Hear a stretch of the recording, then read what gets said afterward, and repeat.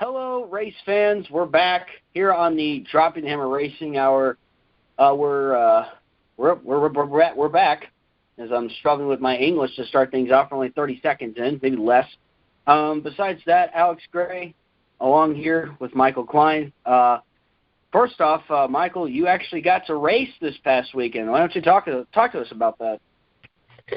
Yeah, so I finally decided to give Outlaw Kart at Millbridge a go.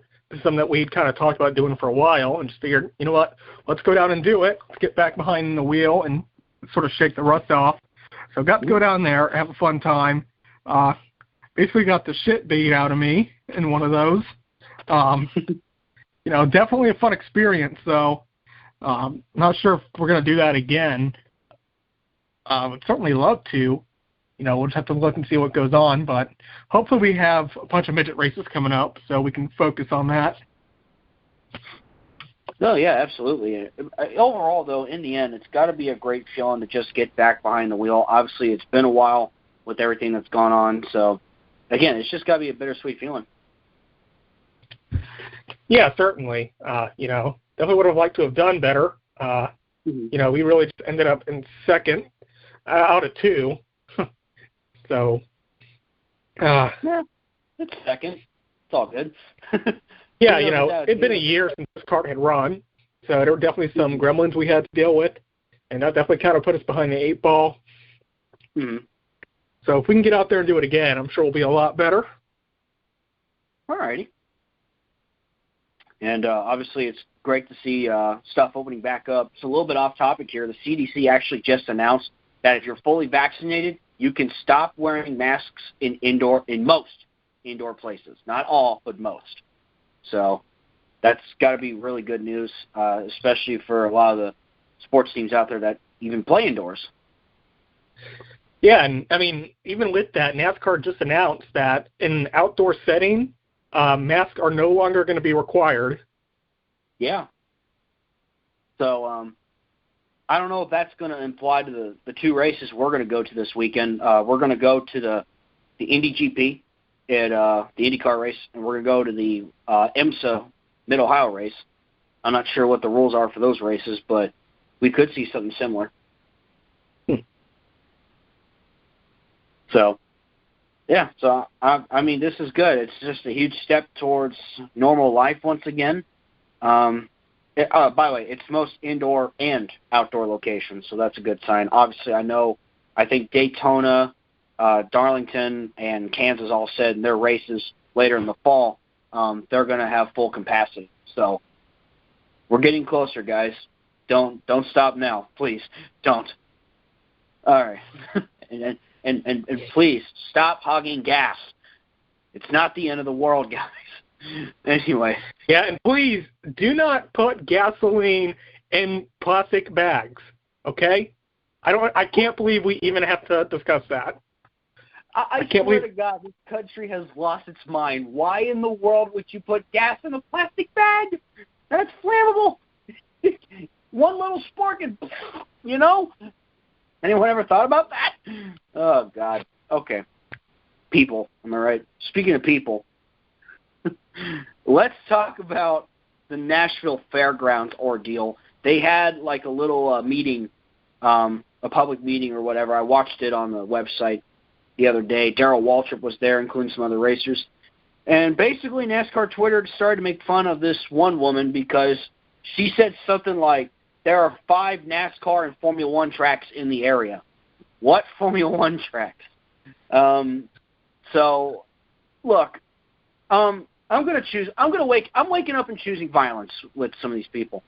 So people are out complaining about noise, about the track. Have you guys ever been to Indianapolis Motor Speedway? There are tons of houses and apartments all over the track. As a matter of fact, I went to the 2015 Indy 500. I actually parked at an apartment complex that's right down the road from the track. And me and my dad I parked in somebody's backyard for the Brickyard 400 a couple of years ago. Yeah, exactly. People actually let people come in, fans come in, and park their cars in their front yard for like, what, $20 a car? Imagine you park like 5 cars. That's $100 you just made. Like, hey, it's money. And secondly, again, you say like, racetracks shouldn't be in cities. Again, Indianapolis Motor Speedway is literally right by downtown. It's almost in the middle of the city. I mean, Daytona Beach, downtown Indy. Yeah. You think here, Bristol is right by a residential area. Yes, it is.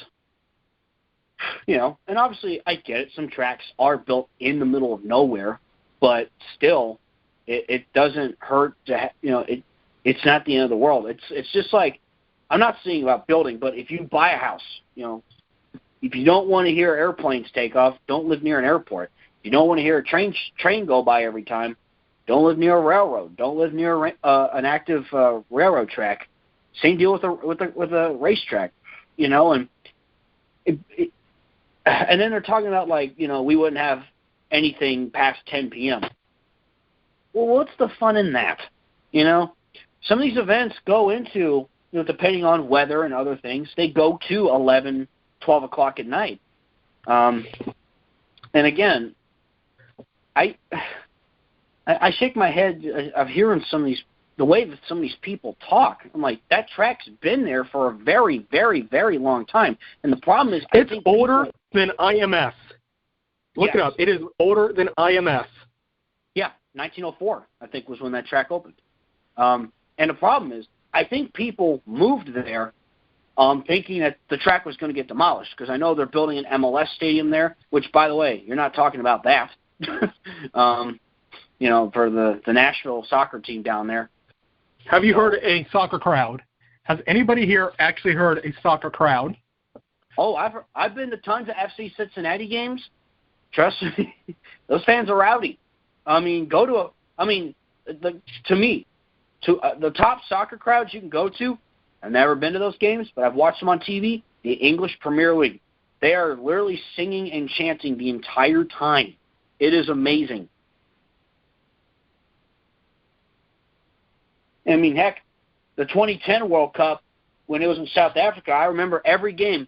I always heard the vuvuzelas go, everyone blown in their vuvuzelas in the crowd, and I remember people were joking about that back then. But then again, it's like soccer crowds are loud, NASCAR racing crowds are loud. I don't know what to tell you people. Let me say this too: NASCAR coming back to the fairgrounds again would be economically great for the city of Nashville. See, I had to throw in the economics too. You put in all the upgrades, and then you pay it off with getting all the races in there, and you hope that all three circuits can return there, because fans want it. Fans want the Nashville Fairgrounds. I don't know if Nashville's government wants it, but we want it. A lot of people want it. So, it was just, oh, jeez. Some of the comments I heard, I shook my head on, because it's just like, I'm trying to, be real and use some sort of common sense and just go, look, here's what's going on, Yeah, I feel like there's probably a little more to it, because you also have to look at it this way. IndyCar is also coming to Nashville this year, and not only are they coming to Nashville, they're going to be on a street circuit in the middle of downtown Nashville. That's right. Where are the complaints there? Yeah, what about that? What about the burnouts that they do? Because now they moved the post-race show, the postseason thing in Nashville too. Yeah, and, I heard some people talking about, oh, well, you trashing these people is not going to help your case at all. Well, guess what? These guys had it coming. If you don't want to be trashed, don't put yourself on camera and say stupid stuff, Yeah. This is the world we live in. This isn't 2005 anymore. It's 2021, especially with all the social media, all the digital access that we have now. There is a lot of I don't want to quote this YouTuber because I know he played a character. I'm trying to remember. It was Filthy Frank. I'm trying to remember what he said. Ignorance is a choice, and the internet has allowed for more of it, or something like that. And I have to agree with that, because when people say that stuff, you have to realize, this is open to not just to the people around you, but the entire world, essentially. Anyone can watch that, and it's just, if you're getting mad over stuff you said. Like, well, try and do some research over too. Research never hurts. All the information in the world can be found in that little rectangular device in your pocket. So, Yeah, and correct me if I'm wrong, but I believe part of the improvements they were going to make is a sound barrier. I mean, I think you can even see that in the renderings. Yeah. I think they had like a huge wall to put on the backstretch or something like that. It said like Nashville Fairgrounds. I saw in the few renderings that they posted. So they're trying. And, I forgot one of the politicians' names that was running it, but he was giving the guy from Bristol kind of a hard time, talking about like, well, we need numbers. And he's like, well, we're working on it because it's a process, obviously, And I know they are working ever so diligently, everything they can really, to get racing back in Nashville Fairgrounds. A lot of people want it. Obviously, we're suddenly starting to see a rise of short tracks possibly. Obviously, Auto Club's becoming a short track in a couple of years. We got, possibly Nashville Fairgrounds. Marcus Lamona said he'd pitch in $1 million to revive North Wilkesboro. And, maybe you hope that a track like Rockingham comes back. I think NASCAR is very much alive right now. Definitely. So, again, the whole thing about racetracks and cities, obviously you think about traffic and other things. I get that. But, well, guess what? We went to Kentucky Speedway a lot. We've dealt with traffic and that tracks and, just in the middle of nowhere off of 71. Excuse me. Sorry, Kentucky Speedway. Had to bring that up. I will say this. If racing comes back there, please make traffic better. Please. Just whatever you can do. Kentucky? Yeah, well, getting out is kind of, difficult. Well, yeah, but you're going to have that anywhere. Yeah, fair enough. I mean, luckily, though, getting in after the first race was not an issue because they added in all that parking and stuff. Yeah. Bringing that up. So let's talk about, let's get into Darlington, by the way. Obviously, I haven't gotten past weekend's races yet, among other things, too. So looking at the NASCAR, let's see, all three series got to run at Darlington this past weekend, which I really like. This was the throwback weekend. And I think, Lee, you, and John discussed this when we were having lunch the other day, that we believe that this might have been the best throwback weekend yet for NASCAR. Yes. So 100%. Oh, I agree completely. I loved all the throwbacks. So many good paint schemes, especially some of my favorites. Obviously I love Corey LaJoie's Xerox Chevrolet throwing back to Alan Kawicki. What even made it great was, the actual, he had taken a picture in a replica of Alan's fire suit. He had, the actual sponsor join in, which is even better. I love stuff like that when Xerox is willing to come on and be like, yeah, we can throw back to our old friend Alan. So I loved that, and it just shows how much of an impact that Alan left on the sport. Looking at the truck race, which really got shaken up after, all race long, I was watching every restart, watching cars wiggle left and right, and literally before this wreck happened on a restart, I sat there going, okay, I'm waiting for a wreck to happen on the restart, and boom, pile up. I was like, well then. Everybody involved. Yeah. To quote Talladega Nights, the entire field was in that one. But, yeah, it took out a lot of big contenders. John Hunter Nemechek, I think, was dominating the race until that wreck occurred, which pretty much opened the door for Sheldon Creed, the defending truck champion, to get his first win of 2021. Ben Rhodes getting second, who won back in last season, back in 2020. How about Carson Hocevar in the Johnny Benson Valvoline throwback getting third? Really, really impressive performance out of Hocevar for sure. That was epic to watch. That really was. That was one of my favorite paint schemes growing up. So seeing throwback to that was awesome, especially seeing it run up front. Oh, absolutely. I definitely feel like, that old Valvoline Pontiac scheme definitely an underrated scheme. I really, especially, the old Pontiac Grand Prix that, ran in the early 2000s and late 90s.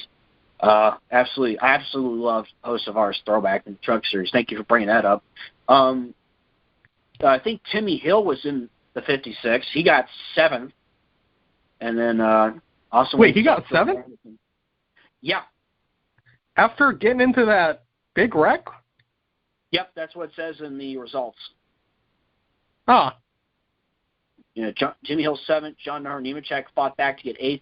Austin Wayne Self, Jordan Anderson finished in the top 10. Ryan Reed got 12th. He was driving the 24 truck for GMS, which, of course, Raphael Lessard ended up splitting ties with GMS Racing, which kind of bizarre to see, honestly. Not really certain what the entire story is on there. And how about Eric Darnell, a name that we haven't heard in a while? If you remember Eric Darnell, he was a prospect for Roush Family Racing in the mid to late 2000s. Hadn't ran a truck race since 2008. 17th place finish. So, was able to keep the truck in one piece and a good finish for him. Yeah, with a spoiler that was about to fall off the truck. Yeah, got to throw back to one of his 2 truck wins that he had gotten. So, again, I think it was really cool to see a guy like Eric Darnell. It's weird. We've been seeing in the Truck Series these random appearances from these different drivers recently, and it's been really cool to see a guy like, we had Bill Lester on recently. We had, Eric Darnell come back. We had James Busher run a truck race, Trevor Bain and Greg Biffle and these other guys. It's kind of cool to see. Kind of reminds me of when guys like Mike Skinner and Ron Hornaday and Johnny Benson, later in the stages of their career, go back down and dominate the truck circuits. It kind of reminded me of that in some sort of sense.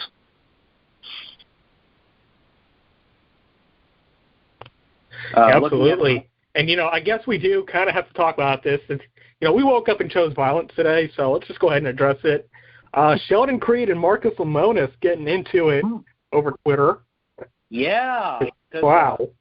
Yeah, we noticed that, Sheldon Creed, defending truck champion, he has broken out onto the scenes. He looks like a really promising prospect. Doesn't have much sponsorship. And if I remember correctly, I think it was like $15K for sponsorship or something like that. Well, that's what Marcus Lemonis is offering. That's what, yeah, okay, yeah. Unless you win, then it becomes $100,000.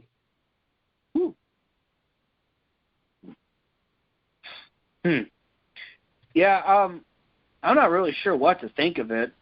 Obviously, I hate to see guys like Zane Smith and Sheldon Creed not have sponsorship because I think those two are really talented drivers in the truck circuit right now, and they're going to win races this season. Sheldon's got one. Zane's going to win one. Again, I'm not really sure what to think of it. Yeah, and it's like I get, these teams want more. They want as much as they can get. At the same time, I don't know if I'm necessarily behind them saying we're worth more than $15K because honestly, that's about what any team can run for. Mm-hmm. I think the deal is that they think that because they're winning, they can ask for more because people will pay more. So in a sense, it is true. But at the same time, it definitely did kind of come off as a little bit show-offy and unprofessional, like Marcus had said. And especially when he's someone who's sponsored you before. I mean, maybe this is just coming from my perspective. I guess as Brett Griffin would say it, drivers like me are the shrimp to the sharks. And, from his perspective, we are the shrimps taking off the junk that the sharks leave behind. So maybe from that, it's like we'll take anything we can get, and the sharks are like, no, we need more. Yeah. And this is, you look at Marcus Lemonis, a guy who has suddenly come out of nowhere and has helped so many of these smaller truck teams. We've been seeing races where we see like 9 trucks sponsored by Camping World or Overton's or Gander, which is incredible. And I think it's amazing that a guy like Marcus Lemonis has really been investing in NASCAR, and I hope eventually we can find more people like that who are willing to invest like that. it's honestly, I love seeing stuff like that. And he's, trying to help out these teams. And honestly, it's sponsorship. Take what you can get, especially, during a time where our economy has been suffering with the pandemic and everything. Just something to think about. Looking at the Xfinity Series, moving on to the Xfinity race, really good race out of Junior Motorsports. Justin Allgaier ended up getting the win. Josh Berry in second, almost grabbing his second win of his Xfinity Series career. Brandon Jones getting third. Originally, Noah Gragson got fourth, and then he got disqualified, and then they went in for an appeal, and they won the appeal. So Gragson gets the fourth-place finish back, and the $100,000 for Dash for Cash that originally went to A.J. Allmendinger for Colleague Racing. So people have been talking about that with the whole Gragson thing. I think Junior tweeted, which I couldn't help but laugh at yesterday. Junior tweeted that he pretty much told him just accept it and move on. But the crew chief of Gragson, I think it was, said, "No, I think we can win this." And well, he's like, "I'm glad I didn't stop him." So yeah, I'm looking at the rest of the top 10. Jeremy Clements in sixth, really good run for him. Daniel Hemrick got fifth, forgot to point that out. Annette seventh, Moffitt eighth, Ryan Sieg ninth, and how about Alex LeBay getting a top 10 finish? So a really good run. Oh, really? I didn't see that. Yeah, I didn't notice that either. LeBay got 10th place at Darlington, so really good run for him in that 36 team. Let me see, what else did I see here? Landon Castle getting 12th. Tommy Joe Martins with a 15th place finish. So some really good runs for some of these smaller teams. It's definitely good to see.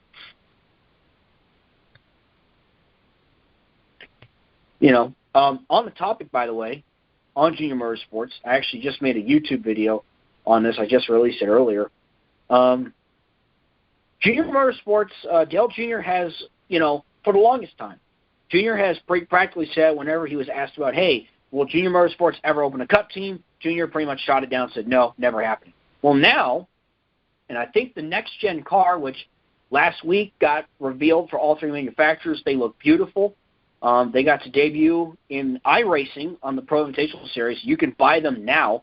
As a matter of fact, I'll make this – I like to go off topic here. I'll make this quick announcement. I'm beginning the process to go iRacing as well. There was a next-gen promo for $20.22 for an entire year subscription. So I went ahead and did it, and I'm now looking and shopping for a wheel, and I will see what I can do on iRacing. So with that being said, going back to Junior Motorsports, Dale Earnhardt Jr. has said that he's been in discussions within the industry about whether or not it would work for him to open a Cup Series team. And, of course, the biggest hurdle is the financial numbers and, of course, the charter ordeal. He would have to get a charter. Obviously, this is a time where NASCAR is very attractive to new team owners. We just had 3 brand-new teams join this year with 2311, Trackhouse, and LiveFast. Colleague's going to come join the Cup ranks next year full-time from what it looks like. Could we see a Junior Motorsports Cup team? I think it would be a dream come true for a lot of fans. It would be the closest thing that we've had to a modern-day DEI, kind of. But obviously only if it works. I don't want Junior to do this and it doesn't work out, obviously. I know Rick Hendrick is a co-owner of the Xfinity program, I believe, so obviously they would have to discuss that. But I'm sure Rick Hendrick would be willing to work with them in some way. They've had and that's the main hurdle. That's honestly probably the main hurdle I think they would have right now is the fact that Rick Hendrick is a part owner of Junior Motorsports. So if they were to try to open up a Cup team, I understand NASCAR would see that as a fifth Hendrick car, but that's going over the limit. Yeah. It's not like, the 2000s where you can get away with having a 5-car team. You can't really do 6-car team if you're Roush.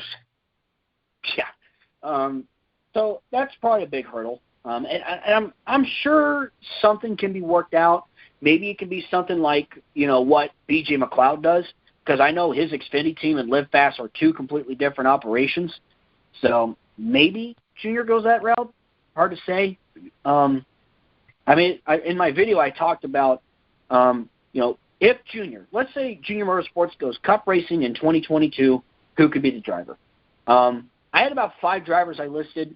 One was Justin Allgaier, although he might be more content running for an Xfinity title. He's got a couple wins this season. I think he's a threat for the Xfinity title for sure. He's got one thing, though. He's got Brandt as a big sponsor. Another driver I suggested was Noah Gragson. That's probably a popular one. Because if Gragson goes to the Cup Series next year, I'm not really sure where he could go. Hendrick's pretty loaded where they are. Maybe if Kurt Busch retires, he goes to the 1. It's really hard to say. I listed Josh Berry. But then again, I think he might be more fitting to I think you put Josh Berry full-time Xfinity, he can run for a championship too. Certainly. I mean, he almost won it again this weekend. Yeah, exactly. He's already done a heck of a job in the races that he's been doing. So, that's 3. And then the other 2 were kind of long shots. I suggested Matt DiBenedetto. Obviously, we don't know where he'll be next year. So many different things can happen between now and then. So, latest rumor I heard on him is Larry Mack apparently reporting that there's an option for him to go to Penske next season. And that's interesting. I remember, thank you for bringing that up. I remember seeing that posted. So, if he goes to Penske, you start to wonder, 4-car team, will Penske go to 4 cars next year? Will something happen where Brad Keselowski decides, I'm going to go somewhere else? And DiBenedetto goes to the 2, which would be crazy to think. But then again, which brings up to my last choice. Let's say, and I know Brad Keselowski is in contract negotiations. Most likely he will re-sign with Roger Penske, even though, from what it looks like, Joey Logano drives him a little crazy sometimes out there on the track. But you can't help but wonder, how about this crazy idea? If Junior Motorsports opened up a Cup team next year, imagine Brad Keselowski going back to the team that gave him his big break, going back to the roots, driving the 88 again. That would be kind of cool to see, actually. Things you love to see. Exactly. It's just a goofy idea. It probably won't happen, but you can't help but wonder. You can't help but think. And that's what's fun about speculation. We can think about there's so many different possibilities. We're not going to know any 2022 news for another couple months anyway. So right. We know about the next-gen cars, which they look absolutely beautiful. I'm really excited about those cars. And they're going to cut costs down. It's really going to help these teams out. I forgot who we had on, but they talked about how, he visited Bahari's shop when Michael Waltrip drove them in the 90s, and they had 32 cars for a single-car team. Well, the next-gen car, you can race that car on any track. You don't have to build special cars for certain tracks anymore, and it's really going to cut costs down, especially for some of these smaller teams. So I think it's really going to drive up the competitiveness in the NASCAR Cup Series. Certainly the hope. Yeah, I hope so too. Obviously, I think both of us are screaming, please use the 750 package, because even though, and we'll go into the Cup race here, sure, Martin Truex Jr. completely dominated the race. But you know what? The best car won. Best team won that day. They came ready to race, and Truex's team showed it. Overall, you watch, besides him dominating, there was a lot of good action on the track. They were really wheeling it out there, and I thought it was a fairly entertaining race. A really good race overall for the Goodyear 400, not the Southern 500. That's going to be in the fall. Truex won that race. Kyle Larson second. Kyle Busch got third. He's on a roll. William Byron fourth. Denny Hamlin fifth. Kevin Harvick in his beautiful 2001 GM Goodwrench throwback in sixth. Definitely one of my favorites from this weekend. Chase Elliott in the Kawicki Hooters throwback finished seventh. Blaney in eighth. And how about this? I want to talk about this. Roush Fenway Racing, 9th and 10th, Chris Buescher, Ryan Newman. I don't know about you. Roush Fenway Racing is looking pretty solid so far this season. I think Buescher's 12th, 13th in points right now, and Newman's on the outside looking in. So I think keep an eye on the 6 and 17. Keep an eye on those guys. Yeah, absolutely, man. Honestly, there's a lot of guys we should probably keep an eye out on. 2311 team seems to be gaining speed with Bubba. Yeah. Of course, we had the Benedetto, who's also starting to rack off top 10s and top 5s. Reddick's looking really strong now, so there's definitely a lot of ways the season can still go as we head into the last half of the regular season. It's crazy to think we're almost getting closer to June. Here's my interesting question, because they've discussed it on Race Hub and on the shows. Will we see more than 16 different winners, which under this current playoff format we've never seen before, but it almost looks like it's possible, which could raise an alarm for a guy like Michael McDowell, who it would be the dream for him to get to compete for a championship. And McDowell has been putting in some decent finishes too. Obviously, things didn't go as well for him this time around. He finished 27th, but still, he's been putting together some good results. But obviously, your Front Row Motorsports, you have to continue to race hard, because, Denny Hamlin has yet to win. Kevin Harvick has yet to win. Chase Elliott has yet to win. And you could get a guy like Kurt Busch or Buescher or Newman or Reddick getting a win, or Dillon, De Benedetto. The Cup Series is looking more and more and more competitive than ever before. So, that's just something to think about as you said, as we head into the second half of the regular season.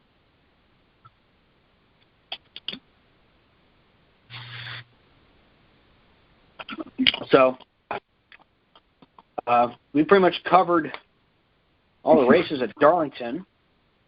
We will head to Dover next, and then we'll head to Circuit of the Americas after that. I'm really excited for COTA. Speaking of COTA, news broke out. I just brought up Tyler Reddick. He's going to be driving Jordan Anderson's Xfinity car to attempt to qualify for the COTA race. So hopefully that's going to help Jordan's Xfinity team out. Unfortunately, of course, he started up the Xfinity team, went to qualify Daytona, got rained out, and pretty much has not had a shot to run Xfinity races at all up until this point. So really cool to see that, and I hope maybe that'll help the team out a little bit. Yeah, definitely. I mean, they definitely kind of got screwed by the whole qualifying thing now. Which, hey, if we don't need masks in the pit area, can we please bring back qualifying? Yeah, that would be nice. I wonder maybe if they're doing this as like a cost thing, to prepare for next gen. I don't really know. I would like to see it back. I think everyone would like to see it back, actually, when I say that. But, I know they did say at least for next year we will have practice and qualifying return full time, But I'm hoping maybe NASCAR will change their mind later on and go, you know what, we'll go ahead and start, allowing more practice and qualifying sessions. Especially help some of these teams out and perhaps shake up things up in qualifying too. Obviously, leading the field of the green flag this Sunday at Dover will be JGR front row. Truex and Hamlin will be on the front row. Speaking of this weekend, I brought up to start the show off, we're going to 2 races this weekend. We're going to Indy, and we're going to Mid-Ohio. That's going to be fun. Definitely looking forward to it, especially considering this is going to be the first IMSA race I've ever been to. Same. I mean, yeah, and I've always loved IMSA, especially with this new generation car, because honestly, this car that we have now, like the DPI, is honestly the best-looking prototype car I've ever seen. And it sounds like they're starting to go more towards the hypercar direction now. So before they officially do away with it, I'm glad that we can go check this out, especially at a track we've never been to before. This track's not too far from us, and yet never been there. At least I haven't. Yeah, I've never been. I've been wanting to go to Mid-Ohio, but I've never been there. And, it's easy driving distance for us. It's like 2.5 hours, maybe a little bit more. So I'm really looking forward to that. And getting to see, and I always love, as you said, the DPI cars are beautiful. So I'm really looking forward to getting to experience something new. And I've never been to a road course race either. So 2 firsts for me. Saturday, oh, really? Yeah, Saturday we're going to go to the Indy Gp. I've never seen a race on the Indy road course. I know you have, but I'm really looking forward to that. I think Jimmy Johnson, he'll be racing in that. Yes, sir. Awesome. I'm looking forward to seeing. I can't help but cheer for him. So I'm looking forward to seeing Jimmy. I'm looking forward to seeing Jimmy out there running in IndyCar. So it's going to feel weird, I've been so used all these years watching him in that 48 car in the Cup Series, and now he's driving an open wheel, which is really cool, by the way. I'm glad he's trying different things, and I hope more drivers eventually try and do that, and try all these different sanctions of racing. I think that's really cool. So, besides that, I forgot to bring this up. Eddie Gossage, who is the longtime track promoter and president of Texas Motor Speedway, he is going to step down after the All-Star race in July, after working with the track for a long time. So, of course, I know people don't like Texas Motor Speedway for how it is now, but obviously you begin to wonder, who's going to come in, who's going to, will it affect the track? Will it change its future? Or will Alex Bowman end up winning at Texas in the fall, getting into the championship for it, and then Texas isn't on the schedule next year? Who knows? So I can't help but make that joke just because I find it funny. Somebody actually asked Bowman about that, which he just couldn't help but crack up laughing. So some interesting track news there.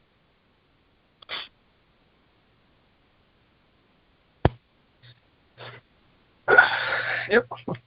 Yeah, next weekend, I don't know if you saw this, but Circle City Raceway's opening with the All-Star Circuit of Champions. Okay. Yeah, that's the new dirt track, right? Circle City? Yep. Okay. They're actually testing there today. Okay.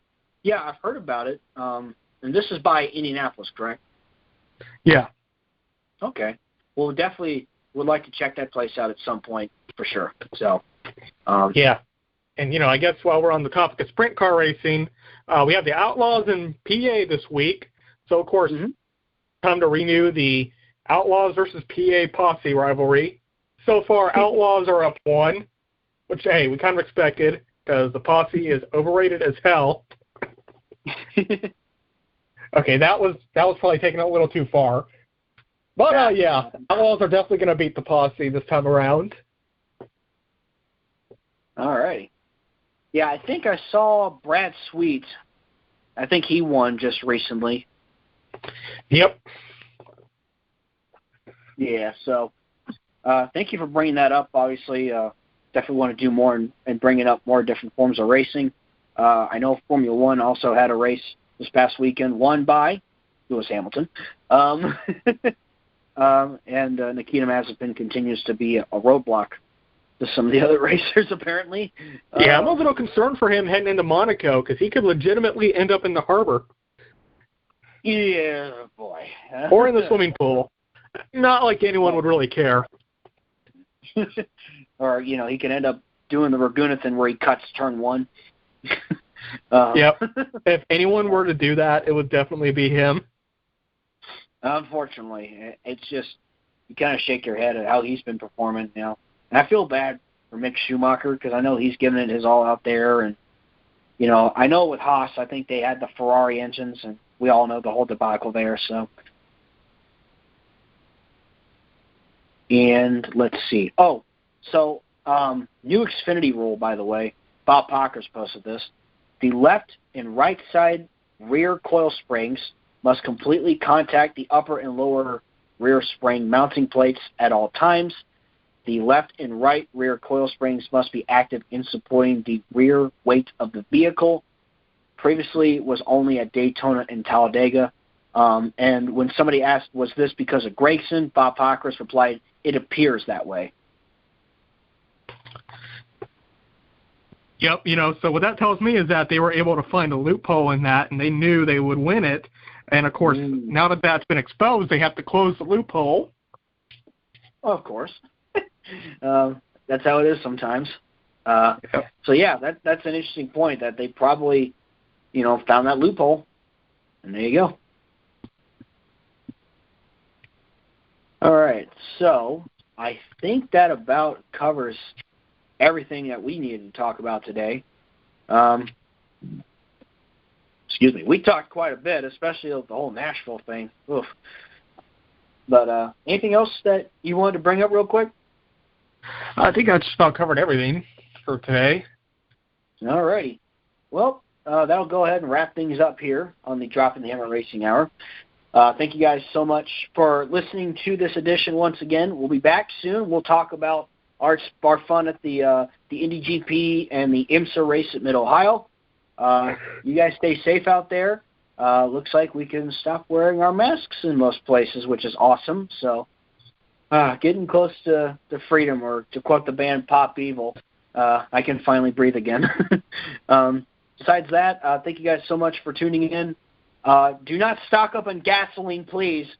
And with that, I'm with Michael Klein, myself, Alex Gray, signing off, and we'll see you next time. Peace.